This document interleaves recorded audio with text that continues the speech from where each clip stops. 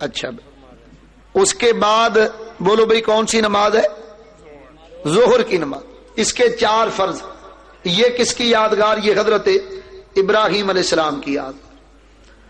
آپ حضرت اسماعیل علیہ السلام کو لے کر میدان منا میں آئے اور فرمایا پدر بولا کہ بیٹا آج میں نے خواب دیکھا ہے، کتاب زندگی کا ایک نرالا باب دیکھا ہے، یہ دیکھا ہے کہ میں خود آپ تجھ کو ذبح کرتا ہوں، خدا کے حکم سے تیرے لہو میں ہاتھ برتا ہوں، سعادت مند بیٹا جو گیا فرمان باری پر، زمین و آسمان ہے رات استطاعت گزاری پر. اللہ نے حکم فرمایا کہ اسماعیل کو قربان کرو. آپ میدان منا میں لے کر اسماعیل علیہ السلام کو آئے. 4 فکر. پہلی فکر یہ تھی کہ چھوٹی سی عمر میں اسماعیل ہے، پتہ نہیں اللہ ان کی قربانی قبول کرے گا یا یہ میرا امتحان ہے، پتہ نہیں میں اس میں کامیاب ہوتا ہوں یا نہیں. تیسرا یہ کہ ہاجرہ نے پوچھا کہ میرا اسماعیل کہاں ہے تو ماں کو کیا جواب دوں گا. اور چوتھا یہ کہ اب اس جنگل بیاباں میں اکیلی ہاجرہ کس طرح رہے گی. یہ 4 فکر آپ کو دامن گیر تھے، لیکن اللہ تعالیٰ نے اسماعیل علیہ السلام کے فدیے میں جنت سے دمبا بھیج دیا. علماء نے لکھا یہ وہی دمبا کہ اس کی 4000 سال تک اللہ نے جنت میں پرورش فرمائی تاکہ اسماعیل علیہ السلام کا فدیہ ہو جائے. اللہ نے 400 سال تک شمون یہودی کو پالا تاکہ عیسیٰ علیہ السلام کا فدیہ ہو جائے. اللہ نے 100 سال تک فرعون کو پالا تاکہ موسیٰ علیہ السلام کا فدیہ ہو جائے. اور اللہ تعالیٰ اس دنیا میں کافروں، عیسائیوں کو، یہودیوں کو، ہندوؤں کو پال رہا ہے تاکہ قیامت کے روز نبی پاک علیہ السلام کی امت کا فدیہ ہو جائے. مسلم شریف کی حدیث حضور نے فرمایا اذا کان یوم القیامت دفع اللہ علی کل مسلم یہودیا و نصرانیا فیقول ھذا فکاکک من النار او کما قال النبی صلی اللہ علیہ وسلم. حضور نے فرمایا قیامت کا روز ہوگا، اللہ ہر مسلمان سے فرمائے گا کہ اے مسلمان تو اپنے بدلے ایک یہودی، عیسائی، کافر کو جہنم میں گرا کر خود جنت میں داخل ہو جائے. یہ 4 مصیبتیں آپ کو دامن گیر. لیکن جب دمبا آیا 4 مصیبتیں دور ہو گئی. آپ نے شکرانے کے طور پر 4 نفل پڑھے. اب ذرا سورج جو تھا وہ ڈھلنے کے قریب ہو رہا تھا، آپ نے شکرانے کے طور پر 4 نفل پڑھے. یہی 4 نفل اللہ نے ہمیں زور کے 4 فرضوں کی شکل میں عطا فرمائے.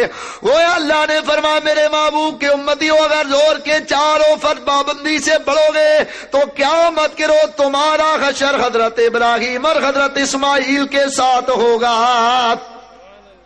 اس کے بعد کون سی نماز ہے؟ دیکھو یہ جو ظہر کی نماز ہے نا، حضور نے فرمایا فمن صلاتہ جسدہ حرم اللہ جسدہ علی النار او کما قال النبی صلی اللہ علیہ وسلم. حضور نے فرمایا جس نے یہ ظہر کی نماز پڑھی اللہ اس کے جسم کو جہنم پر حرام کر دے گا.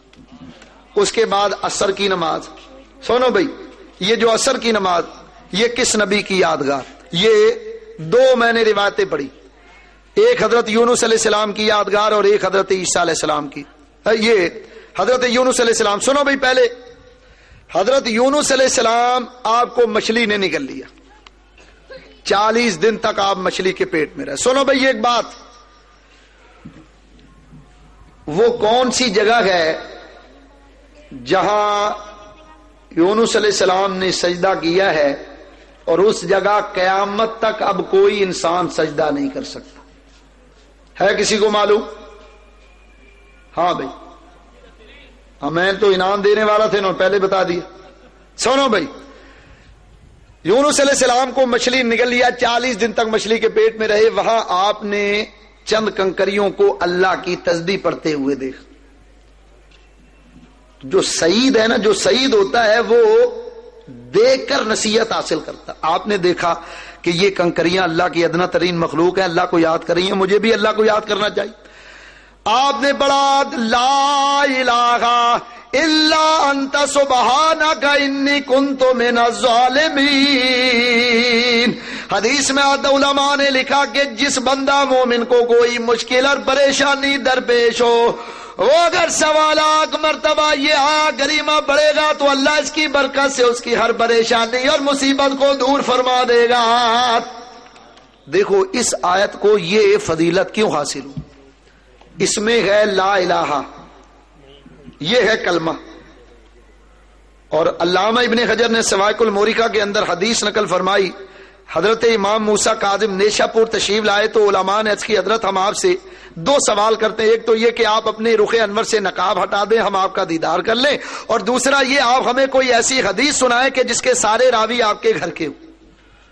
آپ نے نقاب ہٹایا, لوگوں نے دیدار کیا, حدیث سنائی, فرما میں نے اپنے والد حضرت امام جعفر صادق سے سنا, انہوں نے اپنے والد حضرت امام محمد باقر سے سنا, انہوں نے اپنے باپ حضرت امام زین العابدین سے سنا, انہوں نے اپنے باپ امام حسین سے سنا, انہوں نے اپنے باپ حضرت علی المرتضیٰ سے سنا, آپ نے اپنے روحانی باپ محمد مصطفیٰ سے سنا, حضور نے جبریل سے سنا, جبریل نے اللہ سے سنا.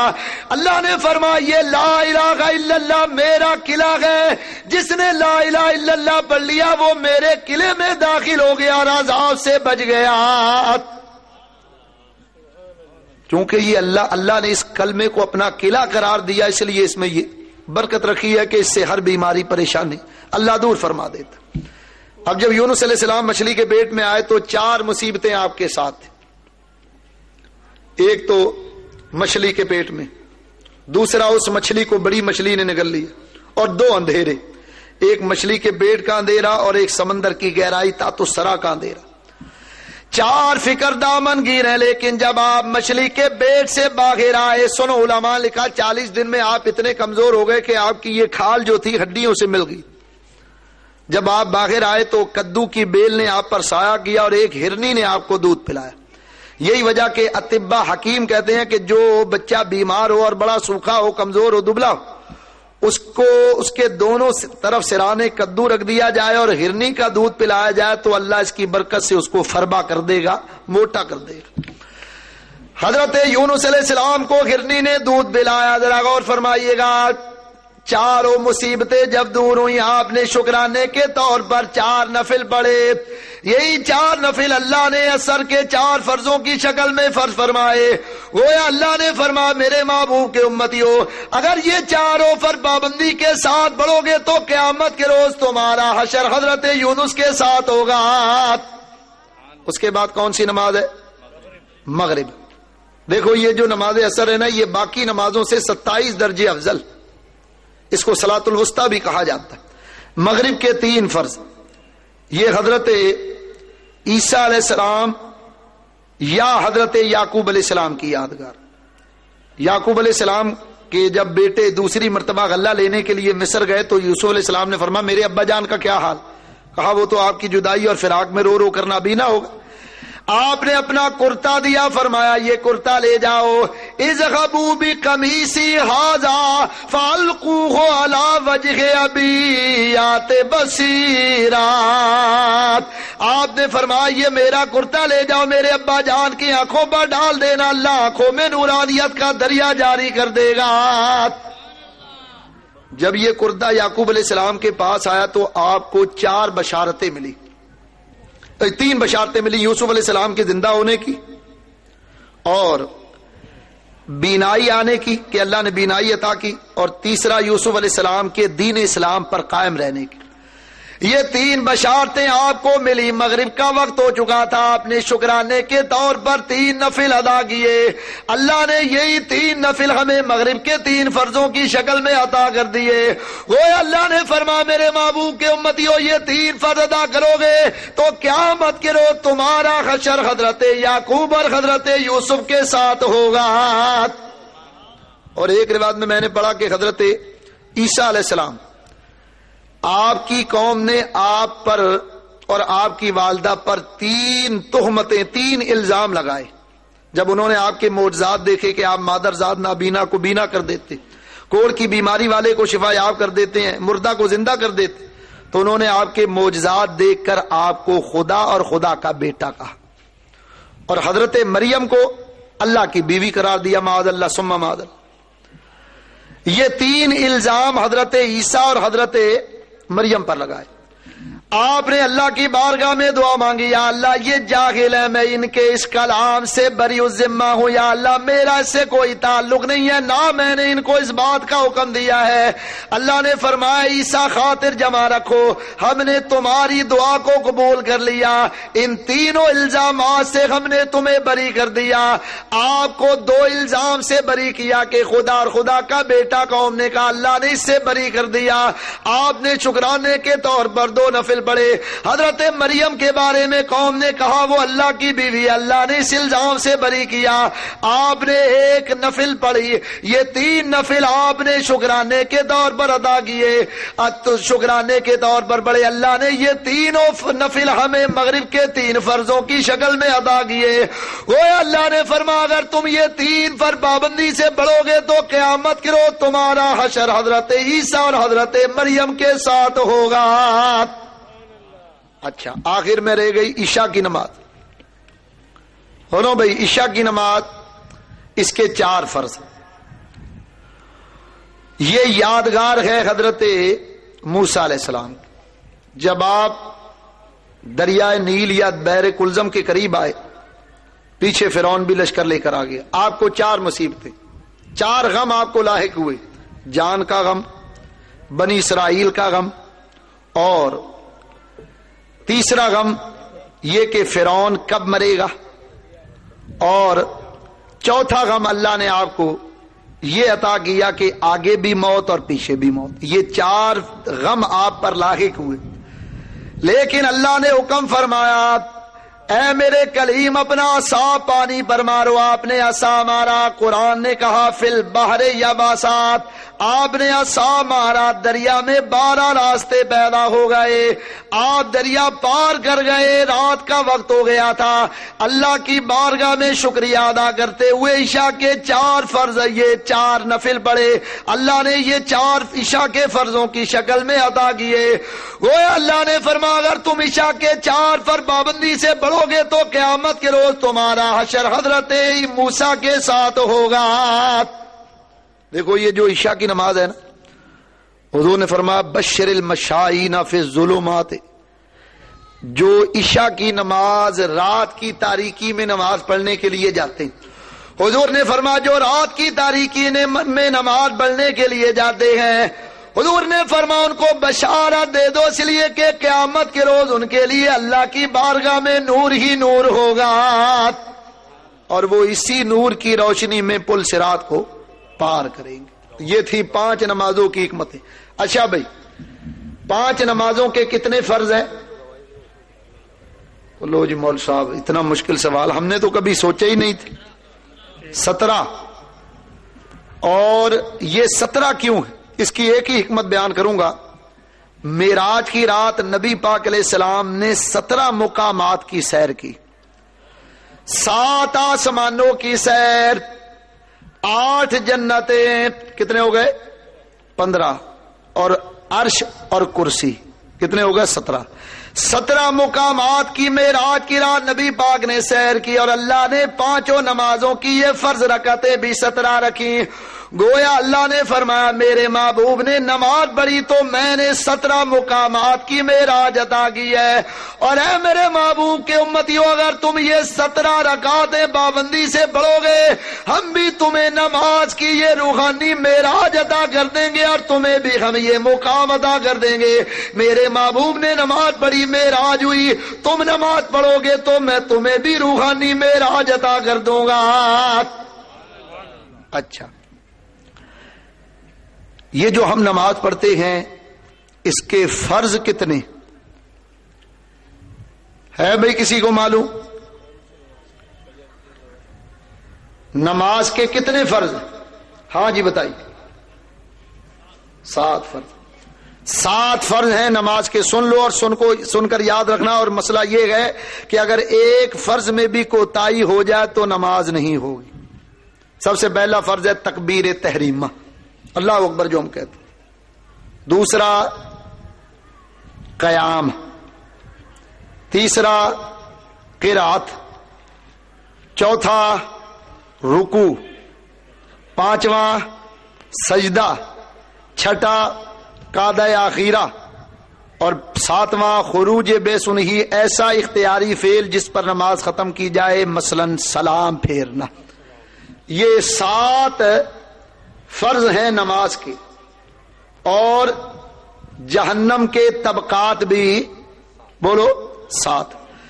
اللہ نے نماز کے یہ 7 فرض ادا کیے. گویا اللہ نے فرمایا اے میرے محبوب کے امتیوں، اگر یہ 7 فرض ادا کرو گے اور پابندی سے نماز پڑھو گے، میری جہنم کے 7 درکات ہیں. تم اگر 5 نمازوں کے میں یہ 7 فرائض کے ساتھ خلوص اور اخلاص کے ساتھ نماز پڑھو گے تو میں تمہارے جسم کو جہنم کے 7 درکات پر حرام کر دوں گا. اور انسان کا جسم بھی 7 چیزوں سے بنا ہے: گوشت، پوست، ہڈیاں، کتنے ہو گئے؟ 3، رگیں، پٹھے 5، اور یہ مغز 6، اور جلد 7 چیزوں سے انسان کا جسم بنا. اور نماز کے 7 فرض ہیں. گویا اللہ نے فرمایا جو ان فرائض سے نماز ادا کرے گا میں اس کے 7 اعضاء کو جہنم پر حرام کر دوں گا. یہ تھی نماز کی چند حکمتیں. ابھی یہ مضمون باقی ہے کہ ہم کعبہ کی طرف منہ کیوں کرتے ہیں، اس میں کیا حکمت؟ نماز میں اللہ اکبر کے لیے ہاتھ کیوں اٹھاتے ہیں، اس میں حکمت کیا ہے؟ رکوع میں حکمت کیا ہے؟ سجدے میں حکمت کیا ہے؟ جماعت کی حکمت کیا ہے؟ یہ انشاءاللہ پھر کبھی بیان کریں گے. اب تھوڑا سا ذکر ہے والدین پر اور چند 1-2 ضروری باتیں، بس 10 منٹ لوں گا بھائی، اس کے بعد گفتگو ختم. دیکھو میں نے پہلے بھی بتایا کہ بہت سی چیزیں ایسی ہیں جو اللہ انسان کو ایک بار عطا کرتا ہے، اس میں ماں باپ بھی. اگر ایک بار ماں باپ گزر جائیں، مر جائیں، تو یاد رکھو پھر یہ دوبارہ مل سکتے نہیں. کتنی عبادت کر لو، ریاضت کر لو، مجاہدہ کر لو. اس لیے جن کے ماں باپ زندہ ہیں ان کو غنیمت سمجھنا چاہیے. اس لیے کہ حدیث میں آتا ہے حضور نبی پاک علیہ السلام نے فرمایا جو اپنے ماں باپ کی خدمت کرتا ہے، حضور نے فرمایا جو روزانہ صبح اٹھ کر اپنے ماں باپ کے چہرے کی زیارت کرے گا، جو خوشی کی نظر سے ماں باپ کو دیکھے گا، حضور نے فرمایا اللہ تعالیٰ اس کو ایک مقبول حج کا ثواب عطا فرمائے گا. حضور سے پوچھا گیا یا رسول اللہ وہ کون سے کام ہیں جو اللہ کو بڑے پیارے؟ حضور نے فرمایا 3 کام ہیں جو اللہ کو بڑے محبوب. پہلا کام ہے وقت پر نماز پڑھنا، دوسرا ماں باپ کی خدمت کرنا، اور تیسرا اللہ کی راہ میں جہاد کرنا. ایک صحابی آیا عرض کی یا رسول اللہ میں جہاد پر جانا چاہتا ہوں لیکن والدین بوڑھے، جہاد پر جاؤں؟ حضور نے فرمایا جاؤ، پہلے اپنے ماں باپ کی خدمت کرو، اللہ تعالیٰ تمہیں مجاہد فی سبیل اللہ کا ثواب عطا فرما دے. اور یاد رکھیے جو ماں باپ کا نافرمان ہے اس کی روح آسانی سے قبض نہیں ہوتی، وہ بڑی تکلیف اور مشقت. مشکات شریف کی حدیث ہے نبی پاک علیہ السلام کی بارگاہ میں صحابہ آئے عرض کی یا رسول اللہ فلاں آدمی ہے اس کی روح قبض نہیں ہوتی، بڑی تکلیف اور اذیت کے عالم میں ہے. حضور تشریف لے گئے. حضور نے دیکھ کر فرمایا اس کی ماں زندہ ہے؟ یا رسول اللہ ماں کا تو ماں اس سے ناراض. حضور نے فرمایا جاؤ اس کی ماں سے کہہ دو کہ اس کو معاف کر دے. ماں نے کہا یا رسول اللہ میں اس کو معاف نہیں کروں. حضور نے فرمایا صحابہ جاؤ جنگل سے لکڑیاں لاؤ. صحابہ لکڑیاں لے کر آئے. حضور نے فرمایا اس کو آگ لگائی جائے. لکڑیوں کو آگ لگا دی گئی. حضور نے فرمایا اس کو اٹھاؤ اور آگ میں ڈال دیا جائے، اس کا جل جانا بہتر ہے. صحابہ پکڑ کر لے جانے لگے. ماں دوڑی دوڑی آئی، عرض کی یا رسول اللہ اس کو آگ میں نہ ڈالیے گا، گناہ گار ہے تو کیا ہوا لیکن ہے تو میرا بیٹا. یا رسول اللہ آپ گواہ ہو جائیے میں نے اس کو معاف کیا. حضور نے فرمایا دیکھو اس کی کیا حالت ہے. صحابہ نے عرض کی یا رسول اللہ اللہ نے اس کی روح کو آسانی سے قبض کر لیا. حضور نے فرمایا الحمدللہ الذی انقذہ بی من النار، تمام تعریفیں اس اللہ کے لیے جس نے میرے وسیلے سے اس کو دوزخ کی آگ سے بچا لیا ہے۔ جو ماں باپ کا نافرمان ہو اس کی روح آسانی سے قبض نہیں ہوتی۔ دوسرا علماء لکھا اس کی روزی سے اللہ برکت ختم کر دیتا ہے۔ تیسرا اس کی اولاد بھی نافرمان ہوتی۔ میں نے ایک بزرگ کے حالات میں پڑھا کہ ایک بیٹا اپنے باپ کو مارتا ہوا گھر سے نکلا، مارتے مارتے وہ ایک گلی کے کونے پر پہنچا تو دیکھا وہاں ایک کھمبا لگا ہوا تھا۔ جب وہاں پہنچا تو باپ نے کہا بیٹا بس کرو، بس اسی پر بس کر دو۔ بیٹے نے کہا میں تو گھر سے مارتا ہوا آ رہا ہوں، آپ نے اف نہیں کیا اور یہاں پر آ کر مجھے منع کرتے ہیں۔ کہا منع اس لیے کیا کہ بیٹا میں بھی اپنے باپ کو مارتا ہوا یہاں تک ہی لایا تھا۔ یاد رکھو جو سلوک ہم آج اپنے ماں باپ کے ساتھ کریں گے کل وہی سلوک ہماری اولاد ہمارے ساتھ کرے گی۔ یہ تو وہ کہتے ہیں نا یہ تو سستا سودا ہے، اس ہاتھ لو اور اس ہاتھ دو، جو کچھ آپ خریدیں گے وہی کل آپ کو ملے گا، اس کا پھل جو بو گے وہ کاٹو گے، اس لیے کہ جو سلوک ماں باپ کے ساتھ کیا وہی۔ علماء نے لکھا کہ جتنے گناہ ہم کرتے ہیں ہو سکتا اللہ یہ سارے گناہ آخرت تک کے لیے اٹھا لے، اس کی سزا ہمیں دنیا میں نہ دے، لیکن ماں باپ کی نافرمانی ایسا گناہ ہے کہ اس کی سزا اللہ دنیا میں ضرور دیتا ہے۔ چنانچہ امام جلال الدین سیوطی رحمت اللہ تعالی علیہ نے شرح الصدور میں لکھا ایک بزرگ ہے کسی سفر پر روانہ ہوئے، شیخ اصفہانی، چلتے چلتے ایک گاؤں میں داخل ہوئے، عصر کی نماز کا وقت تھا، ایک عورت کا مکان نظر آیا، جھونپڑی نما مکان تھا۔ آپ نے خیال کیا کہ چلو یہاں پانی مل جائے گا، وضو کر کے عصر کی نماز پڑھ لیں گے۔ نماز پڑھنے کے لیے داخل ہوئے تو دیکھا ایک عورت چرخہ کاٹ رہی ہے اور اس کے پیچھے ایک قبر بنی ہوئی۔ یہ نماز عصر پڑھ کر بیٹھے تو دیکھا اچانک قبر پھٹی اور اندر سے ایک آدمی نکلا، اس کا یہ منہ گردن تک گدے کا ہے۔ اس نے 3 مرتبہ گدے کی آواز نکالی اور چاروں طرف اس کے ایک قبر میں آگ لگی ہوئی۔ اس نے 3 مرتبہ گدے کی آواز نکالی اور روتے ہوئے دوبارہ قبر میں چلا گیا اور قبر بند ہو گئی۔ اب یہ بڑے حیران ہے کہ یہ کیا معاملہ۔ ایک آدمی سے کہا میاں یہ منظر تم نے دیکھا؟ کہا حضرت ہم تو روز ہی دیکھتے ہیں۔ فرمائیے کیا واقعہ ہوگی؟ فرمایا یہ جو عورت ہے یہ اس کے بیٹے کی قبر ہے، یہ شرابی تھا، اپنی ماں کا بڑا نافرمان تھا، ماں کو مارا کرتا، گالیاں دیتا، ماں کی نافرمانی کرتا، ماں کہتی بیٹا تو شراب نہ پیا کر، یہ اللہ اور اس کے رسول کی نافرمانی کا باعث ہے۔ اور آج علامہ اقبال کے بیٹے ہیں ڈاکٹر جاوید اقبال، وہ شکی ازلی بدبخت ملعون، وہ یہ کہتا ہے کہ قرآن میں شراب کی حرمت پر کوئی آیت نہیں۔ کہتا میں خود جوانی میں شراب پیا کرتا تھا۔ یاد رکھو سورہ بقرہ شریف کے اندر قرآن میں شراب کی ممانعت کا حکم موجود ہے، وہ پتہ نہیں کون سا قرآن پڑھتے ہیں جس میں ان کو شراب کی ممانعت کی آیت نہیں ملی۔ اللہ خود فرماتا ہے کہ شراب، جوا، سٹا، پانسا، اللہ فرماتا ہے اس سے بچو کہ یہ شیطانی کام، اور جس کام کو اللہ شیطانی کہہ دے معلوم ہوا کہ وہ اللہ کے نزدیک حلال نہیں ہے، حرام، اور وہ کہتے ہیں جناب کوئی، بلکہ یہاں تک انہوں نے کہہ دیا کہ معاذ اللہ حضور پر بہتان لگایا اس بدبخت نے، اس نے کہا کہ نبی پاک علیہ السلام کے زمانے میں بھی شراب کی کوئی سزا نہیں تھی۔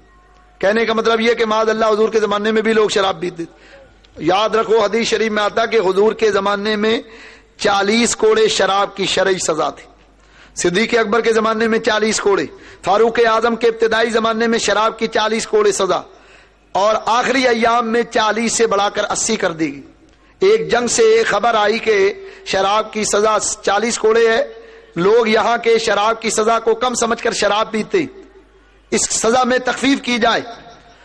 خبر لانے والا آیا، حضرت فاروق اعظم نے فرمایا جلا کابر صحابہ بیٹھے ہوئے، ان سے مشورہ کر لو، سارے صحابہ نے رائے دی. آخر میں حضرت علی سے پوچھا گیا آپ کی کیا رائے؟ فرما میری رائے یہ ہے شراب کی سزا 80 کوڑے ہونی چاہیے, اس لیے کہ جب آدمی شراب پیتا ہے اپنے حواس میں نہیں ہوتا, وہ واقعی تباہی بکتا, لوگوں پر تہمتیں لگاتا ہے.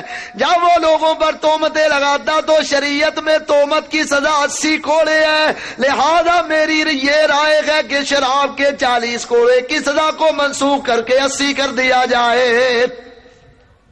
یہ شراب کی شرعی سزا مقرر ہوئی. وہ کہتے ہیں کہ یہ حد نہیں ہے, یہ تعزیر. تو میں کہتا ہوں پھر قرآن کی اس آیت کا کیا مطلب ہوگا؟ اطیعوا اللہ و اطیعوا الرسول و اولی الامر منکم. اللہ فرماتا ہے اطاعت کرو اللہ کی, اس کے رسول کی, اور جو تم میں امر والے ہیں. اور امر والوں سے مراد تمام ہی محقق علماء نے یہ لیا ہے کہ اس سے مراد حکام ہے, حاکم. تو معلوم ہوا اس کی اطاعت کا بھی حکم دیا گیا.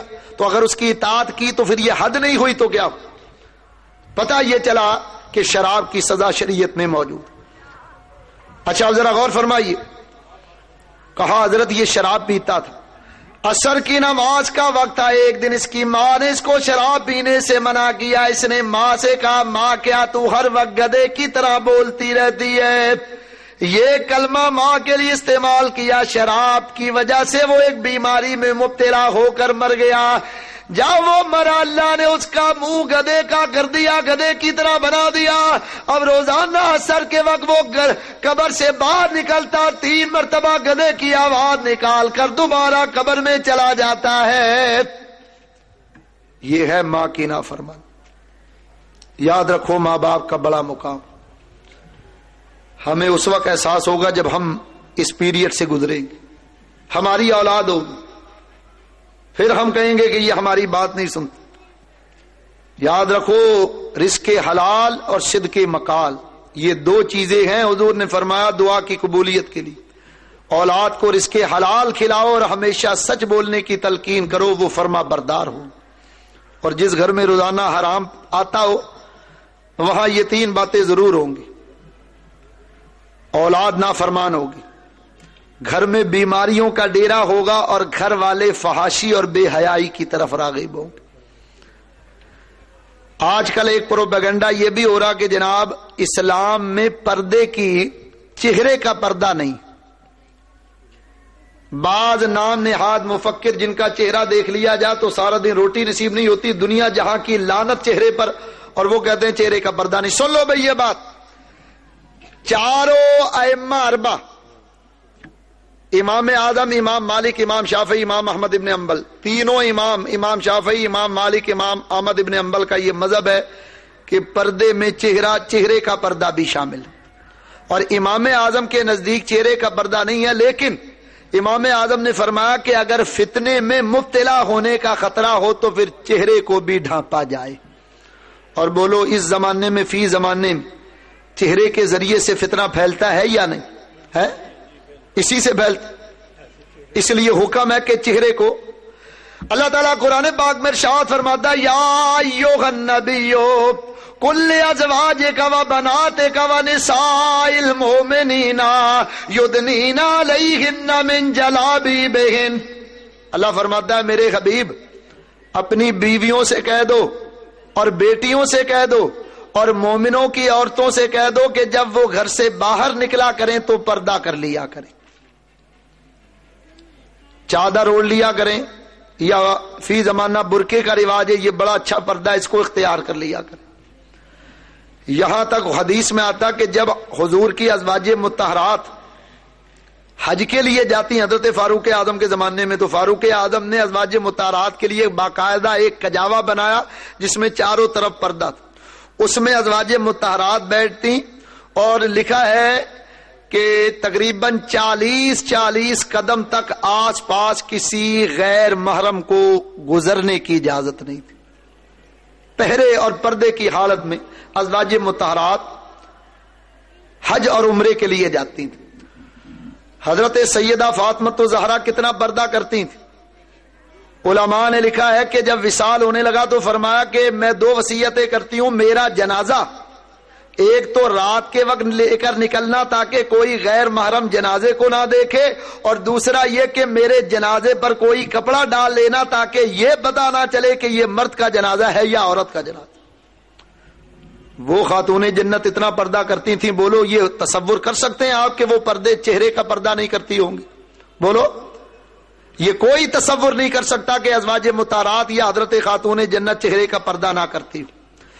بلکہ جب نبی پاک علیہ السلام پہلی مرتبہ حضرت فاطمہ کو لینے کے لیے آئے، حضور نے فرمایا فاطمہ میرے ساتھ چلو۔ عرض کی ابا جان علی المرتضیٰ میرے والی ہیں، آپ نے میرے سر کا والی تو علی کو بنا دیا ہے، علی کو آ جانے دیجیے، ان سے پوچھ لوں تو پھر چلوں۔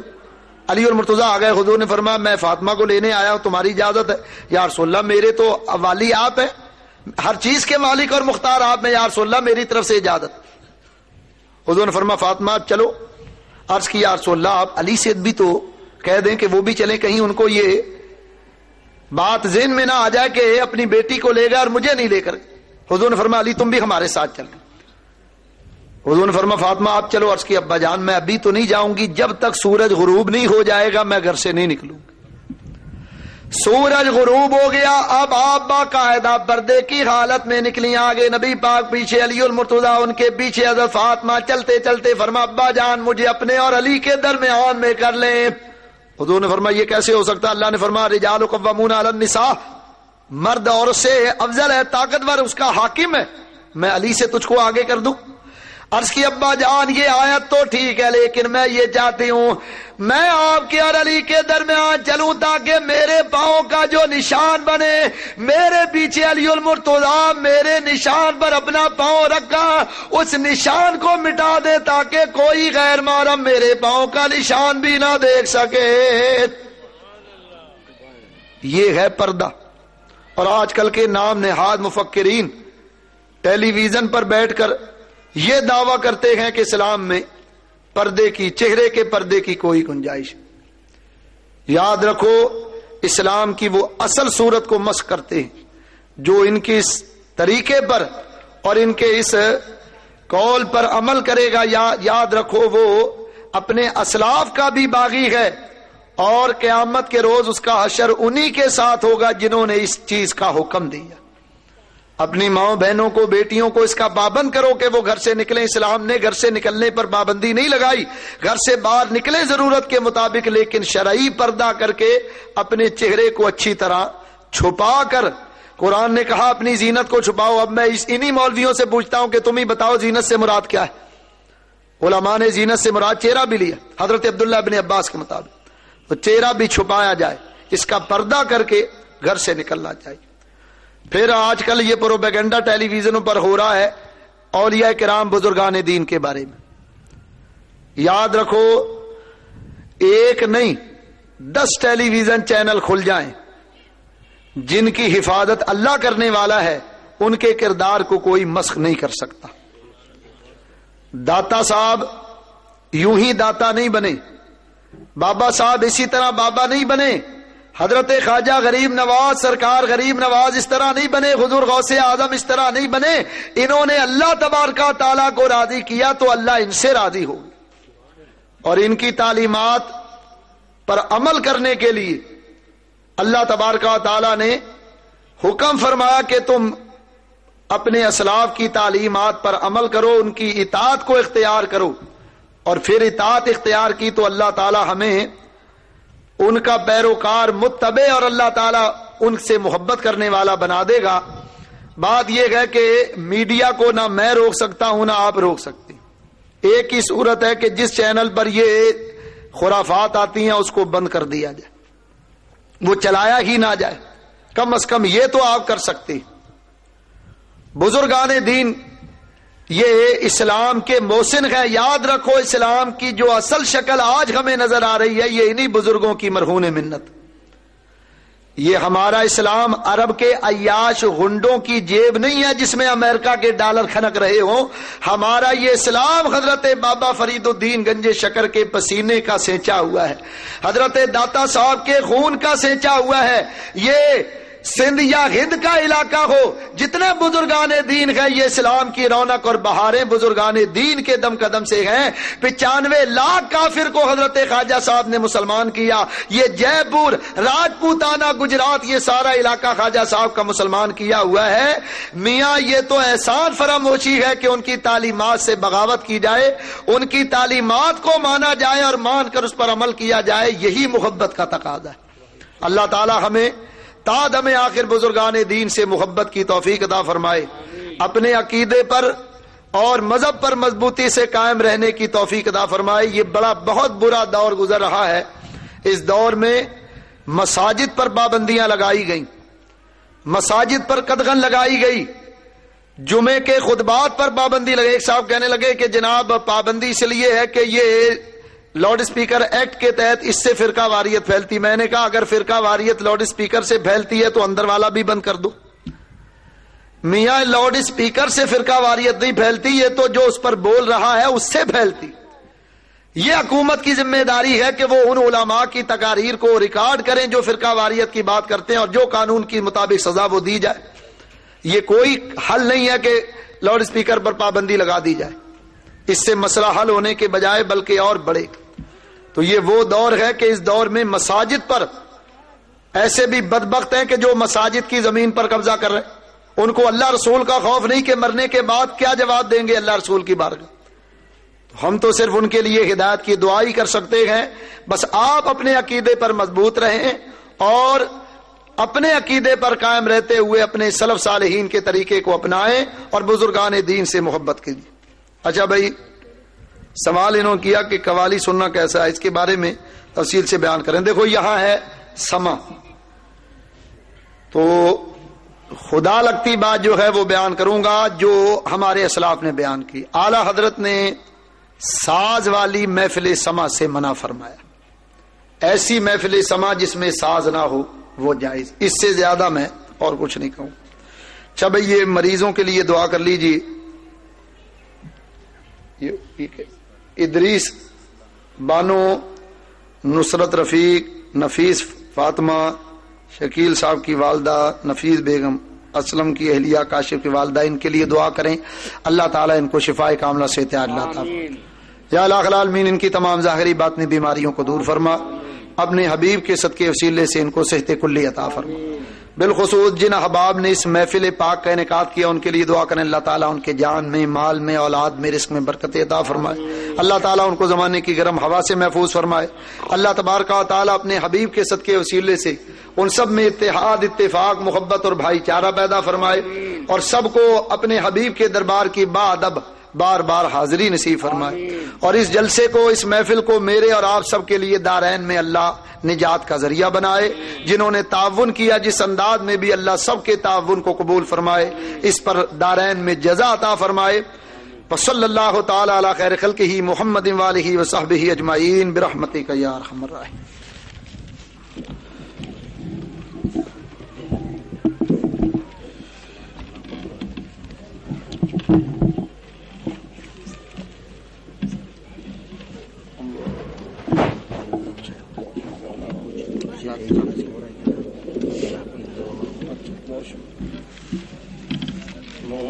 مصطفیٰ جانے رحمان تیرا تو سلام، مصطفیٰ جانے رحمان تیرا تو سلام، ہمارے بز میں ہدایت تیرا تو سلام، ہمارے بز میں ہدایت تیرا تو سلام۔ عاصیوں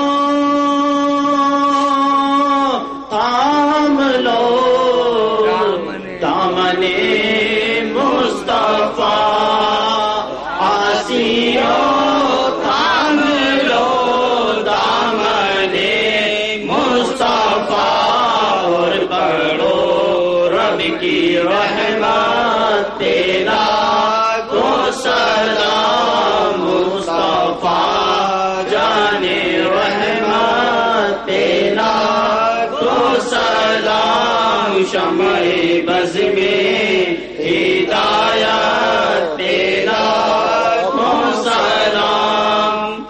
غوث اعظم امام متقاونوں کا غوث اعظم امام متقاونوں کا جلوائے شان قدرت تیرا تو سلام مصطفیٰ جان رحمت تیرا تو سلام شمع بز میں ہدایت تیرا تو سلام الصلاة والسلام علیہ یا رسول اللہ وعلی آلہ واصحابہ یا حبیب اللہ مولانا محمد وعلی آل سیدنا مولانا محمد بارک صلی علیہ یا الہ العالمین حاضرین کی جائز دلی مرادوں کو پورا آمین یا رب العالمین جن دوستوں نے بھائیوں نے احباب نے اس محفل پاک کے انعقاد کیا ان کے جان میں مال میں اولاد میں رزق میں برکت عطا آمین یا رب العالمین ان سب کو زمانے کی گرم ہوا سے آمین یا الہ العالمین ہمیں 5 وقت پابندی سے جماعت کے ساتھ نماز پڑھنے قرآن پڑھنے نماز تہجد پڑھنے کی توفیق آمین یا الہ العالمین ہمیں وہ کام کرنے کی توفیق عطا فرما جس میں تیری اور تیرے حبیب کی رضا